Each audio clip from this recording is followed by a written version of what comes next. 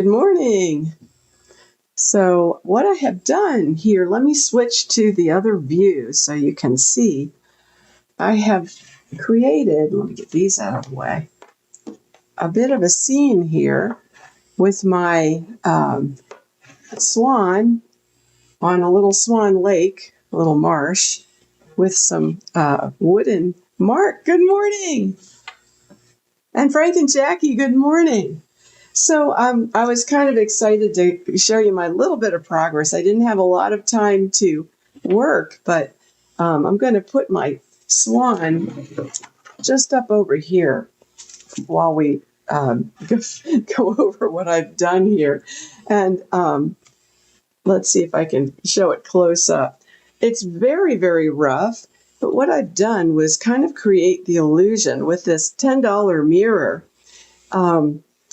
Of pieces of wood stuck in a water, a little pool in a marsh. I'm thinking of a marshy setting, and you can see the front is kind of like overlaid with what looks like reeds that are fallen down. And so I haven't really started to articulate this yet. I just kind of free-formed this base. But a lot of people might go, oh my gosh, how are we going to mold that?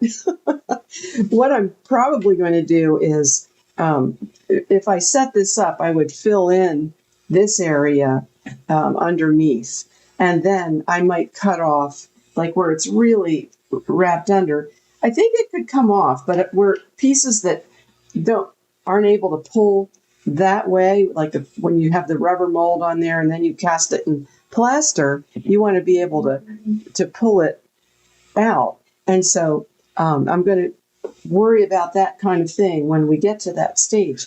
But for right now, I think it's pretty effective. And I have a piece of cellophane over the mirror right now. So the question might be, well, how would I restore that mirror? Well, once this is in a piece of plaster, I can pop the mirror out of this other base and then just put it in place in the plaster model. Or, imagine if you had it cast in bronze, you could do a mirror or a mirror-like effect with something else. It doesn't have to be a mirror. So the other thing that, and let me show you this picture that I thought was a little inspiring. I got this, found this picture, and it just shows a marsh with cattails are in the background, but water lilies in the front. So you can imagine all the fun you could have with doing different environments with water birds. It doesn't have to be a swan. I have not started on the other side yet. I still have my markings there. You can see that it looks a little messy because I've been handling it, but I might wipe that clean and then just put my stencil on there again. And I made these little pieces that could become water lilies. These, in our past life as giftware sculptors, we would have made these in clay like this. Let me show you close. Little water lilies.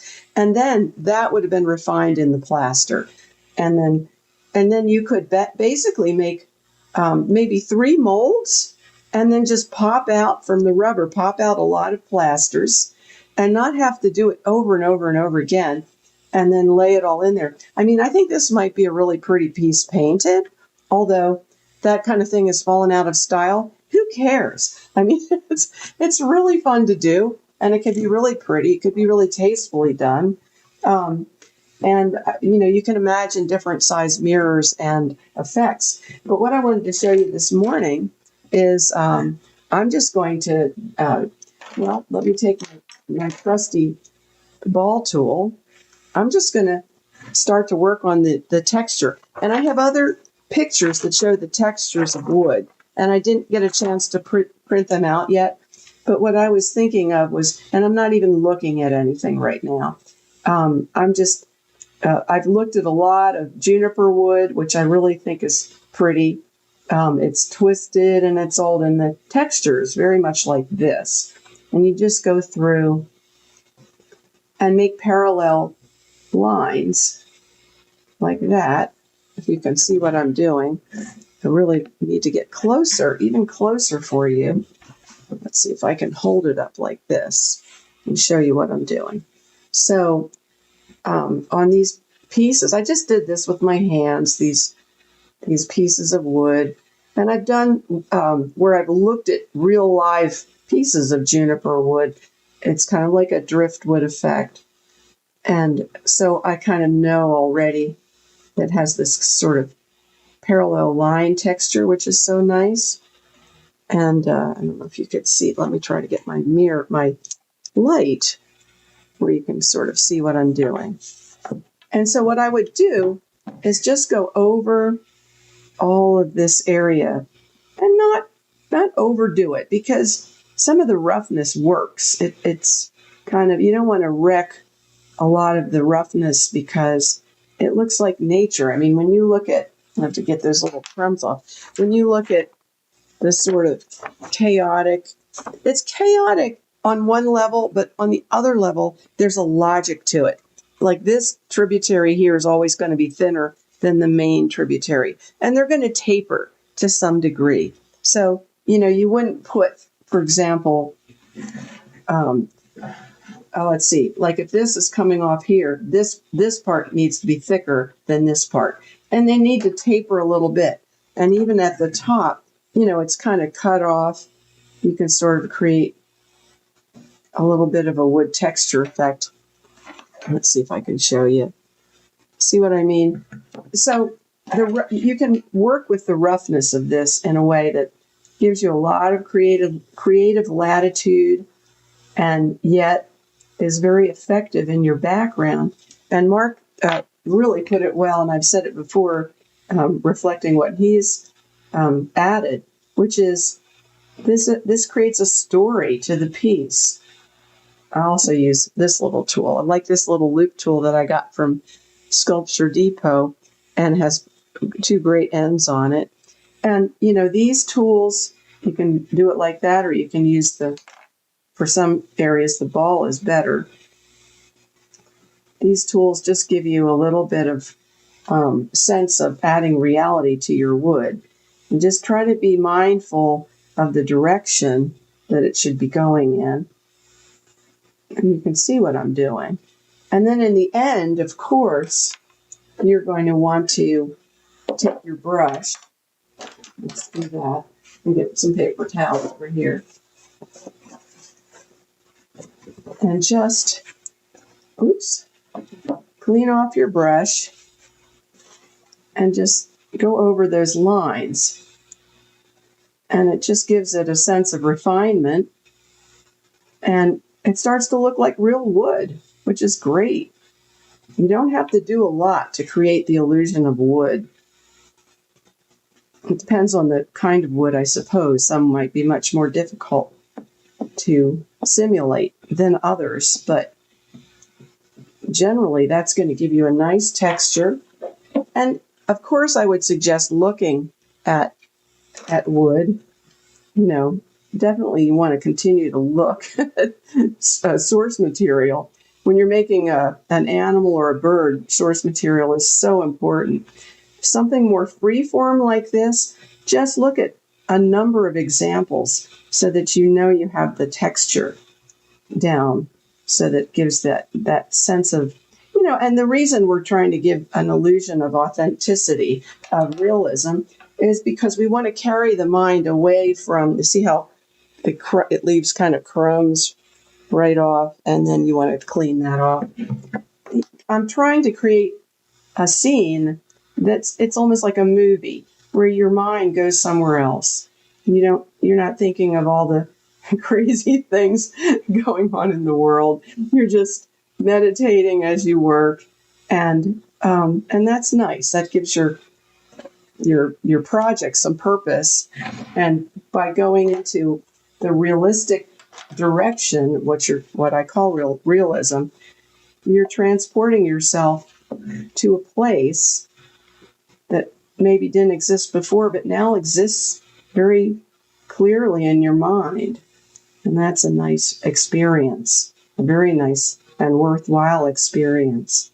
So I can just do the lines, brush them down, get rid of those crumbs. That's one of the the aspects of brushing, is you get rid of those clay crumbs. And you can't have any crumbs when you go to mold your piece. That's the other thing. So I'll be moving soon, and I'll have a little place set up for plaster mold making, and we'll start to get these pieces done. And once they're in plaster, I'll further refine them and then mold them a second time. And so we'll get a very, let me get that light. I'm so worried that light's blowing out the detail there. But I'll just go over this, but I'm not going to kill myself on this part. I need to finish the back of the swan and the tail feathers on the side, and we'll do that within the period we have. So I just wanted to show you this idea that I called a surprise, and I hope it was a surprise, but it just adds a dimension to the sculpture that goes way beyond just the model of the swan. Now the swan lives somewhere. Oh, and we will add some chicks, some baby swans. I don't know if they call them chicks, cygnets, or something like that. There's all a weird word for every kind of baby animal, right? Cygnets. Is that it? So now, of course, you don't have to do this. There's so many ideas you could do. You could create, for example, a swamp with the cypress trees, the cypress knees, and do something else. That would be a fun idea. But the whole idea of a reflective surface that acts like water to a sculpture is really, think of all the things. Think of a cypress swamp with alligators. That would be fun, right, guys?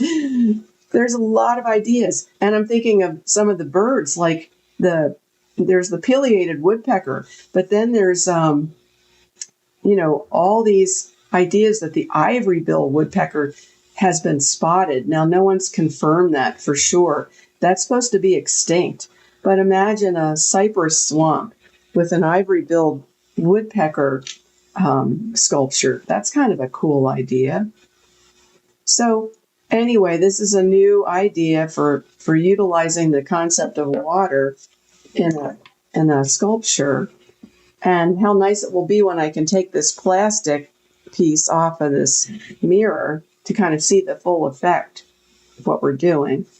You won't be able to see this until I get this cast. So after I cast it, I'll cut this area out and reinsert the mirror. Oh, Frank and Jackie, thank you so much. Also, it's true that as you work, you come up with ideas. You really do. You can't. It's so hard to think of everything at the beginning, and that's what the creative process is about. As you get into it, and again, clay, modeling clay makes this so much easier. As you get into it, you start to imagine things, and in a good way, I should say. And as you start to imagine, use your imagination, you think of ideas like the mirror and the water, doing the water. And it almost doesn't matter if you say, okay, that sounds original or whatever, and you look it up and other people have done it. Doesn't matter. If you've come up with it on your own, you've got your own spin on it. And that's what's going to make all the difference. So anyway, I'm glad you're on today. I'll just go around and do that level of detailing. And there's my alarm. And when you come back, hopefully I'll have that done, and we'll get the other part of the swan done. And I'll say goodbye for today. Let me say goodbye properly. Thank you all for coming this morning. See you next time. Bye-bye.